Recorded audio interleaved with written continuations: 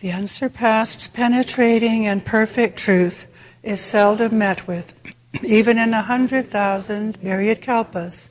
Now we can see and hear it. We can remember and accept it. I vow to make the Buddha's truth one with myself. Homage to the Buddha, homage to the Dharma, homage to the Sangha. Thank you for coming out today.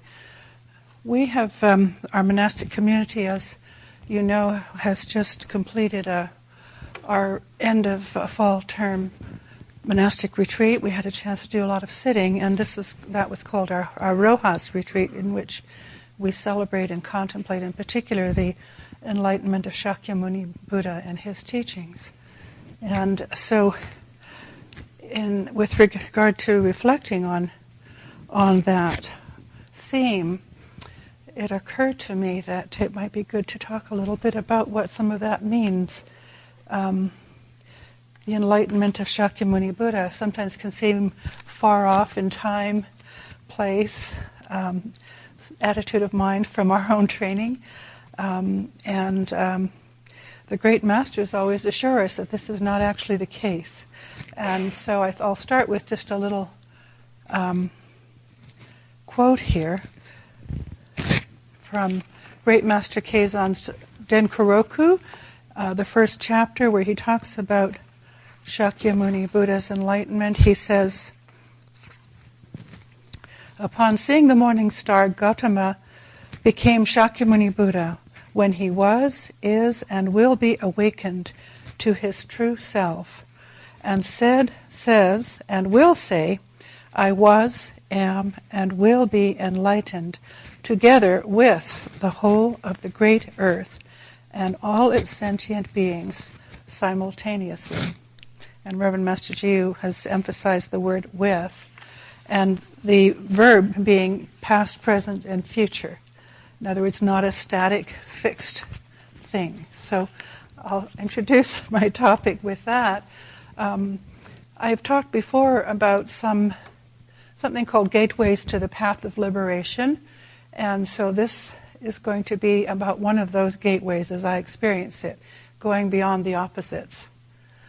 The first couple I spoke about some time back, one of them being, and Reverend Master Jiyu occasionally talked about it in different ways, of course, one of them being our practice of being present of mind and body, sitting still and meditation.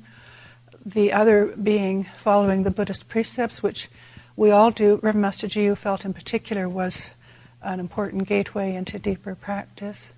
For me, the teaching of going beyond the opposites has been coming up a lot lately, and it could be because of just the way the world is, what we hear on the news.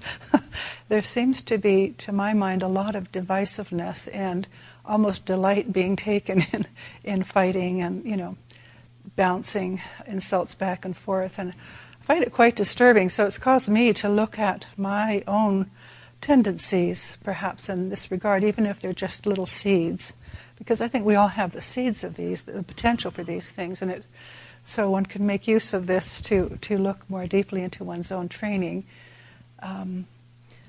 going beyond the opposites. Sometimes this is referred to as taking refuge in the third position. Reverend Master Jiyu talked about it in that way. When I thought about this further, I hadn't intended this, but the three guiding principles of the Order of Buddhist Contemplatives, which you may not have heard very often because they're embedded in our bylaws, the order that we're all part of, this monastery and all our temples. The first one is just sitting. The second one is the Buddhist precepts. And the third one is the fact that all beings are at heart Buddha. And I thought about that today, actually, and I thought, gosh, that's another way of expressing going beyond the opposites. It's just the reflection that all beings and things actually are at heart Buddha. So I thought, oh, well, there we have it right there in the OBC bylaws, these gateways to the path of liberation. I use the term gateways because we often don't realize that we come up against things in our daily life all the time that's where we feel stuck, where we're pulled between opposites. And we don't realize that we have the capability of being still with that and turning it around, and then it becomes a doorway into practice. And then the Buddha nature makes use of whatever it is. So nothing is excluded in that sense. So I'd like to just look at some scriptural references and explore some different aspects of this. Because it seems perhaps, again, a little abstract sometimes, but in fact it's something that we can apply in very practical ways in our daily life as well.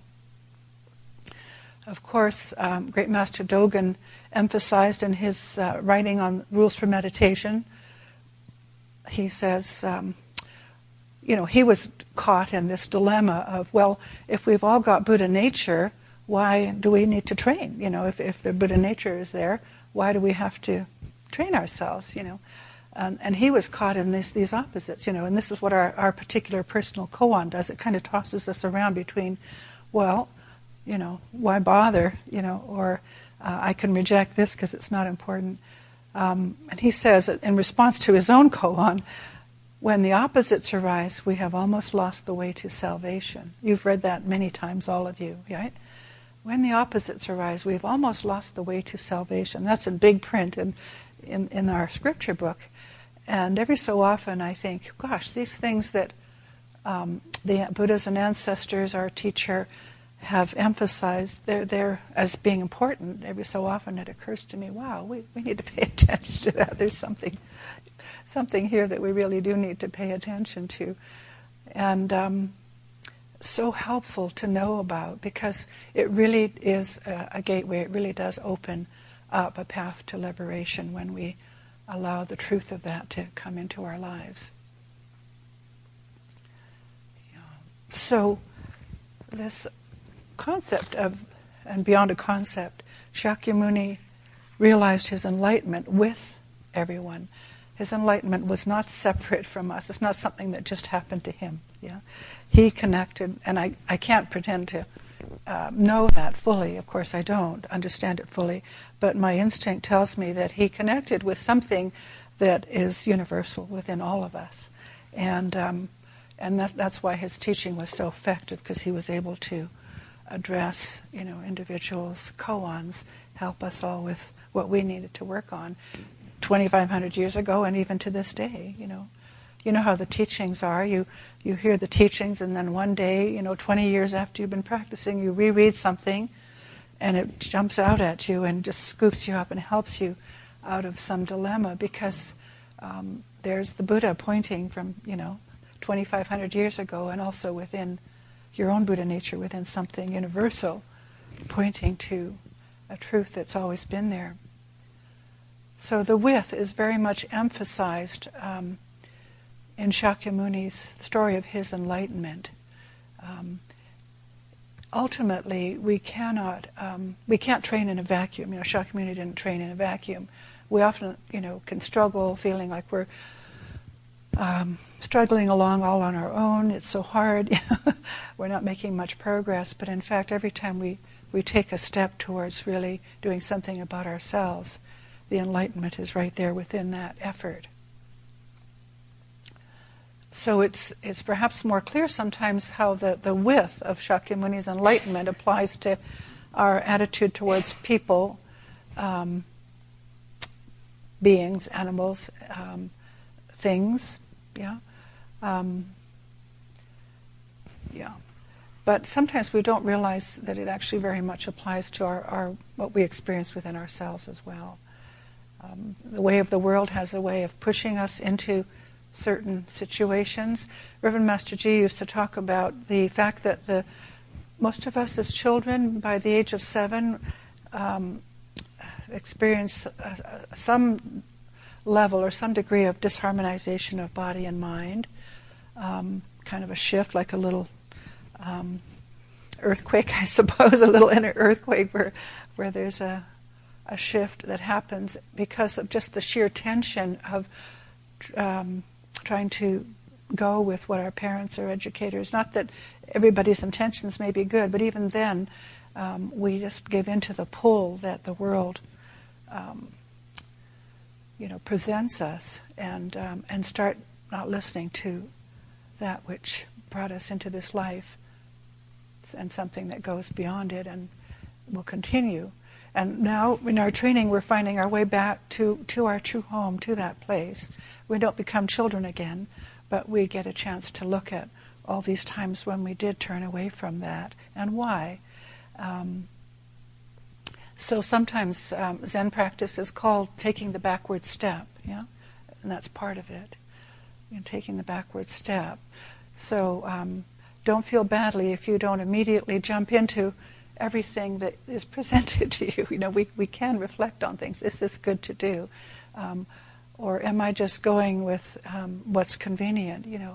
Or if we're feeling very, very tense, often we're kind of stuck in some opposites, stuck with that opinion, that looking at things as right and wrong entirely.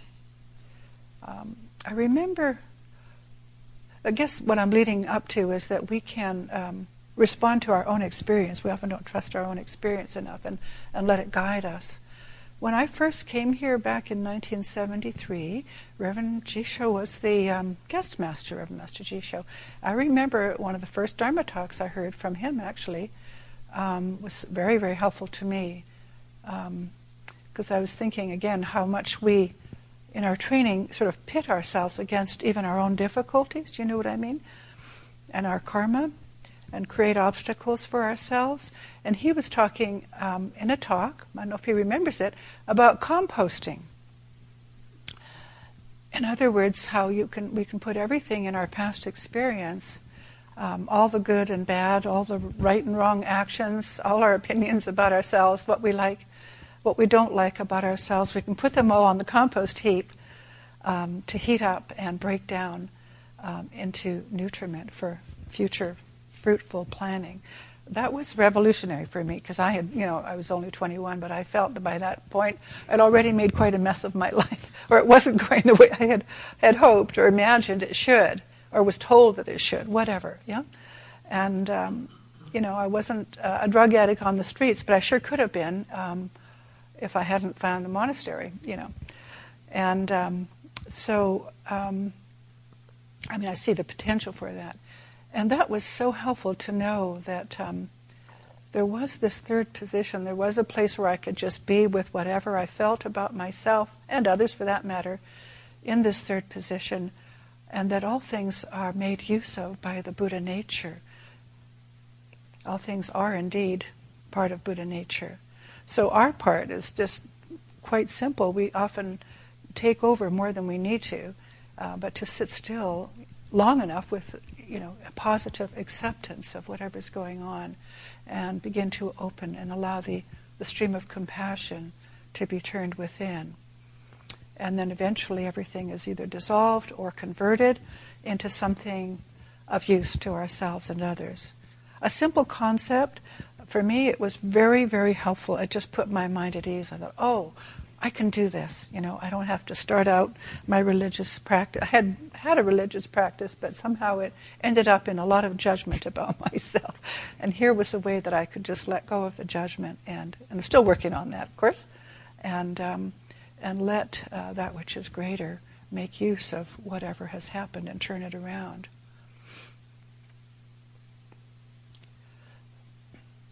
That reminds me of some years back, we used to watch films with Reverend Master Jiu now and then, and this date me, of course. I think a film I made in 1978 called The Thief of Bagdad. I think there have been lots of versions of it, very popular Islamic theme. And so there's a little bit of mystical teaching from Islam in this film, which is quite profound, very interesting. And of course, Hollywood makes it into a romance, and there's a lot of swashbuckling and romance involved in it, but essentially it's about this handsome prince whose father has just died, and the prince becomes the heir of the throne for the kingdom, and he's grieving, but his wazir, one of his chief ministers, who's supposed to be protecting him, is very ambitious and jealous. He steals the royal seal, and eventually attempts to win the hand of the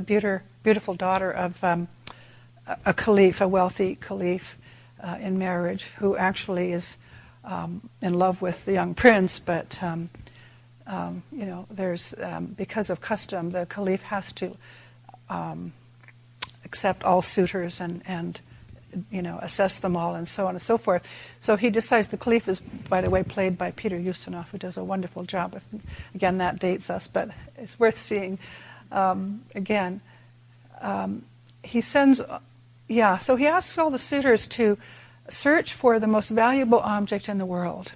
So they all go off and find what they think is most valuable, bring it back.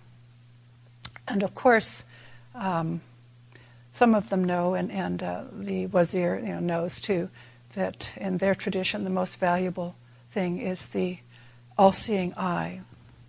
And eventually, long story short, the Taj, the young prince, finds his way. Well, he's basically been kicked out of the palace by the wazir, who tells everybody that he's died, and he ends up befriending this thief. And the real character is played by Roddy McDowall, by the way, and the thief kind of takes a liking to the prince, so he protects him and helps him to survive because he's hungry at this point, the prince, and so he befriends the thief and wanders about with him. But that at some point they make their way. They find out about this contest to find the most valuable object in the world, and they make their way to the gates of the temple of the AllSeeing Eye. And the prince is allowed in because he's very, kind and pure of heart. The thief isn't allowed in yet. But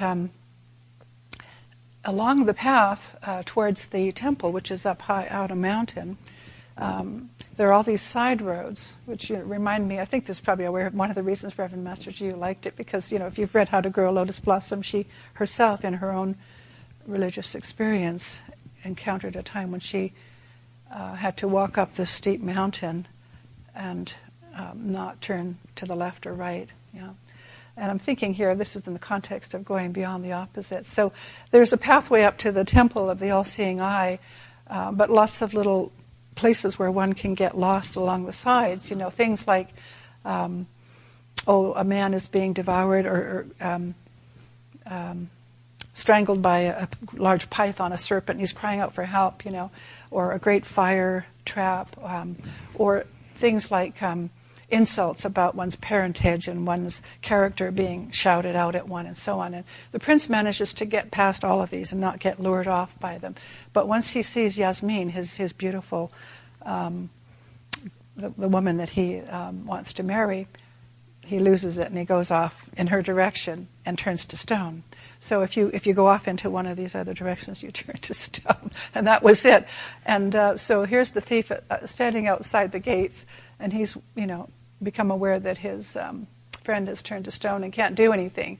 And he thinks, he's been a thief. He figures he can find that AllSeeing Eye, but he's not allowed in. But the gatekeeper is very compassionate, and he asks if the door can be opened for a repentant thief. And so it opens. So he goes in. He says, and the gatekeeper says to the thief, why don't you use your knowledge of deception in order to go straight as an arrow towards the truth, to find the truth? Yeah. So that's an interesting concept, isn't it? So he starts on the path. So he's going along, and he's a little scared, but he figures, well, I'll give it a try. And he sees all the same things. He's almost drawn into rescuing the person who's being strangled by the serpent, but his fear prevents him from going off in that direction. And so all of his shortcomings prevent him going in these various directions. And then when the insults about his parentage and his low life character and all that come up, he says, too true. So he keeps going. So he manages to, because of his, sort of a way that and it occurred to me that I could make use of that when I receive criticism. A little humor helps. Anyway, he makes his way to the temple. He manages to get there because he's very focused. And he did see also the stone prince along the way, and that kind of woke him up, like, oh, that could happen to me. So he makes his way up to the temple, and then there it is. There's this big opening in the ceiling of the temple, and there's the AllSeeing Eye way up there, way out of his reach, right? He thinks, way out of his reach. But he looks down and there's this inscription on the floor that says, what does it say? The truth lies within thy reach. Oh. So he says, oh. So he's looking around and he puts his hand out. The truth lies within my reach. And he puts his hand up and there it is. It's right there, just within his reach. And he has it. But it was an optical illusion there. There was an illusion, yeah. I thought that's just a wonderful, it's a wonderful metaphor for, again, going beyond the opposites and just knowing that the truth is right here for us if we just sit still and keep going. So the truth lies within our reach. So he goes back, and once he has the all-seeing eye, the prince recovers and turns back to a live prince, and they're able to.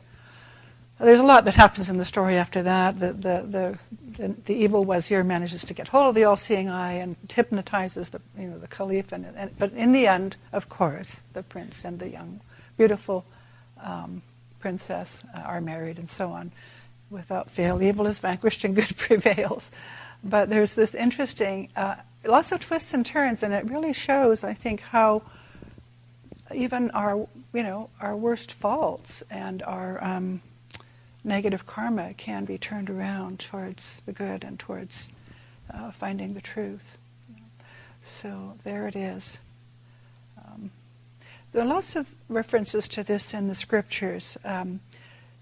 Even in the Kanzeon scripture we recited today, when looking up, where we're caught between a rock and a hard place, whatever that might be, whether it's just within our own minds or in some dangerous, difficult situation, or we can't make a decision about something. Often there is some sense of being pulled by the opposites, which really kind of is an expression of our own karma, our karmic koan.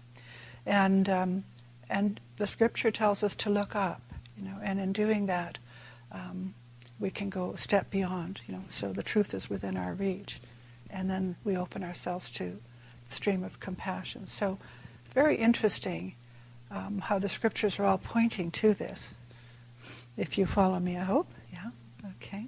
The scripture of great wisdom we recite every day in the monastery. There's a reason for that.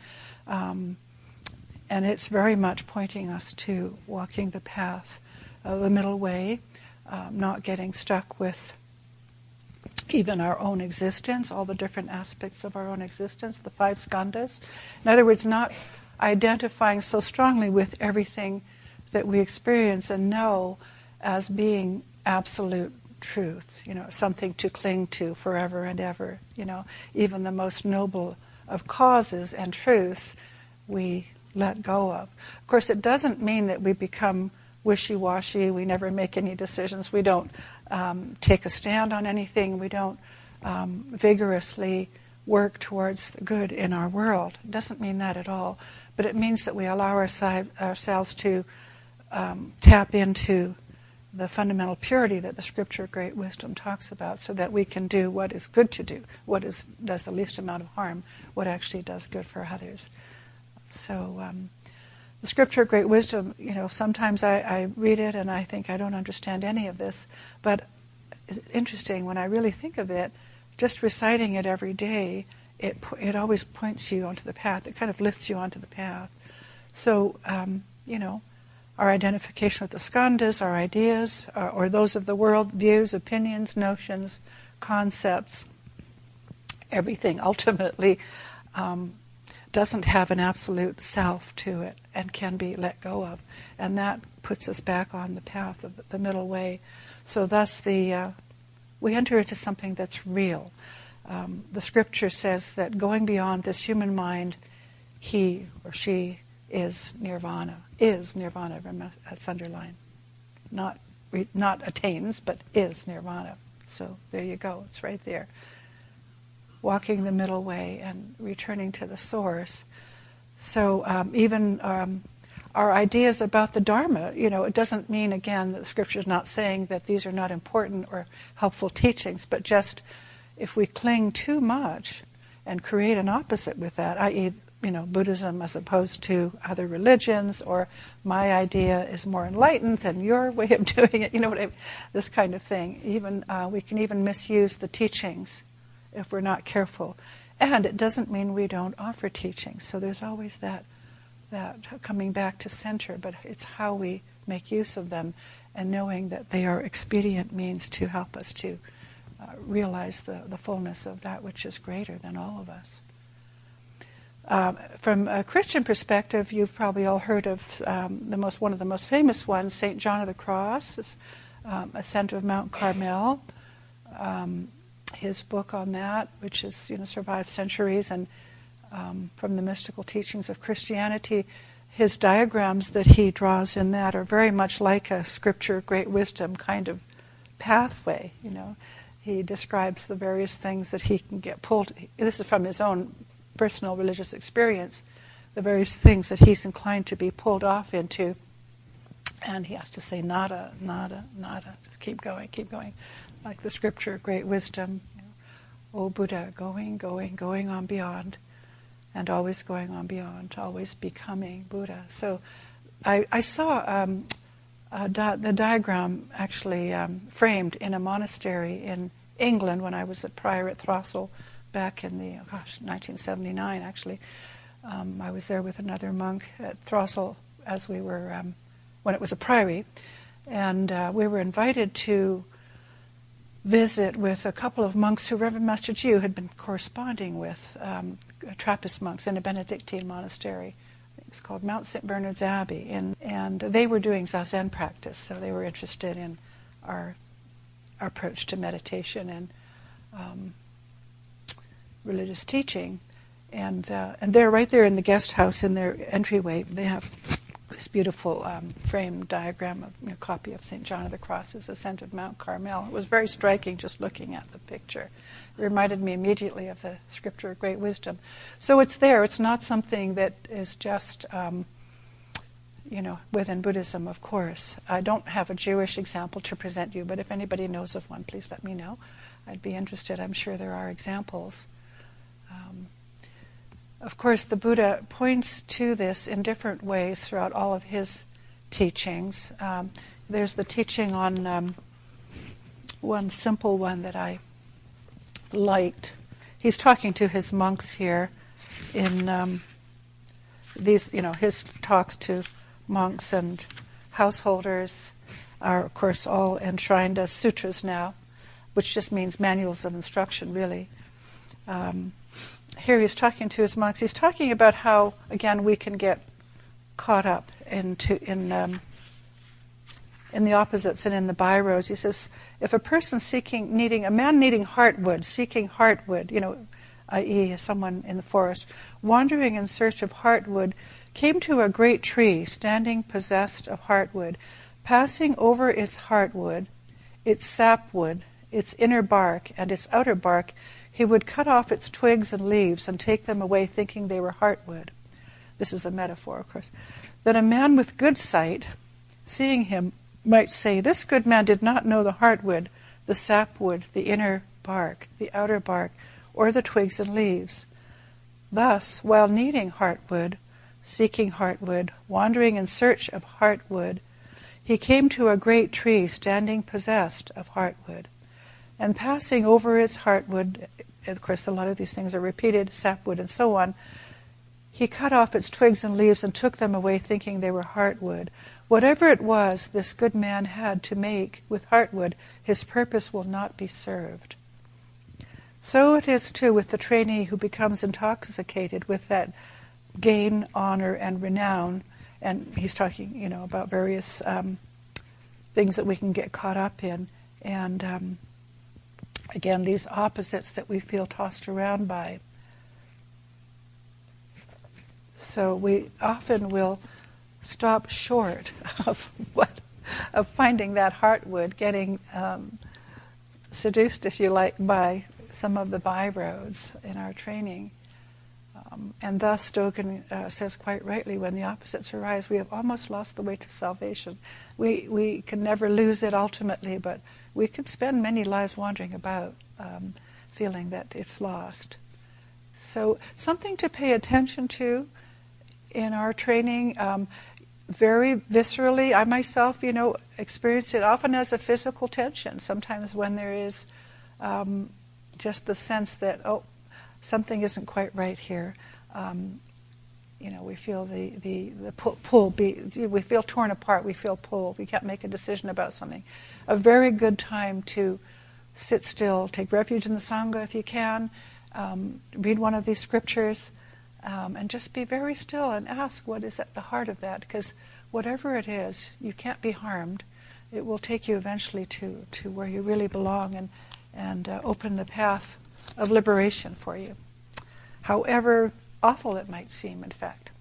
It's wonderful for fear, anger, all these things. Usually children, I think, experience a lot of anxiety and fear because they are pulled into certain directions, certain ways of thinking about things that don't seem quite right to them in their hearts, but it's what they're being told, or perhaps something that they felt was important and they talked to somebody about was sort of rejected or put down or insult, and they start not trusting themselves. We all have some of that. So be careful of those things. We don't have to. It doesn't mean that we have to go live up on a mountain all by ourselves and again train in a vacuum. We can't do that either. That's the other extreme. But we have to come to a middle place where we can live in the world as if in the sky, as the scripture says, where we respond to the world, but from this place of our true sitting place. I'll just finish up with this lovely poem. If you've read the Denkaroku, the record of the transmission of the light, the koan stories and enlightenment stories of the ancestors that Keizan recorded, Great Master Keizan, at the end of each poem or chapter is a little poem that he offers that relates to the chapter. So at the end of the first chapter, he says, "Unsurpassed in the beauty of its graceful form is the old plum tree." Plum tree often being a symbol of the transmission of Zen in our lineage. "Unsurpassed in the beauty of its graceful form is the old plum tree. Its spiny branches, when the season is ripe, will burst forth in bloom." So I'll just add, don't worry about the spiny branches and the thorns. It, in capital letters, is within our reach. Right. And thank you. Homage to the Buddha, homage to the Dharma, homage to the Sangha.